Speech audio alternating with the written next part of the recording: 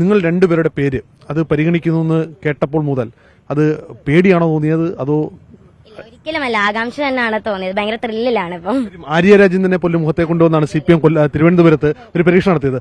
സ്വാഭാവികമായും കൊല്ലം കോർപ്പറേഷൻ ഭരണം UDF-നാണെങ്കിൽ മേയർ സ്ഥാനാർത്ഥിയെ പരിഗണിക്കപ്പെട്ടാൽ സ്വീകരിക്കൂ?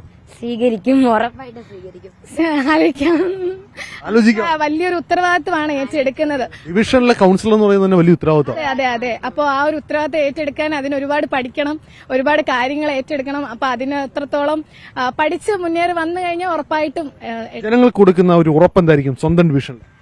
കുടിവെള്ള പ്രശ്നം, മെയിനായിട്ട് കുടിവെള്ള പ്രശ്നം, മാലിന്യ പ്രശ്നം പരിഹരിച്ചിരിക്കും. പിന്നെ എനിക്ക് ഏറ്റവും കൂടുതൽ വാർദ്ധക്യമായിട്ട് കിടക്കുന്ന കുറെ കിടപ്പ് രോഗികളുണ്ട്. അവർക്കൊക്കെ ഇപ്പൊ തന്നെ സർക്കാർ തന്നെ പറയുന്നത് മാസത്തിൽ ഒരിക്കൽ കിറ്റ് കൊടുക്കുന്നു, അല്ലെങ്കിൽ പെൻഷന്റെ തുക പെട്ടെന്നൊന്ന് കൂട്ടിയാലൊന്നും ഒരിക്കലും അതൊരു ഇതാവുന്നില്ല. അപ്പം അതിൽ നിന്ന് വാർദ്ധക്യമായിട്ടുള്ള എല്ലാവരെയും മാസാമാസം എന്തെങ്കിലും ഒരു സഹായം കൊടുക്കാൻ പറ്റും. അത് തന്നെ ഏറ്റവും വലിയ കാര്യമാണ്.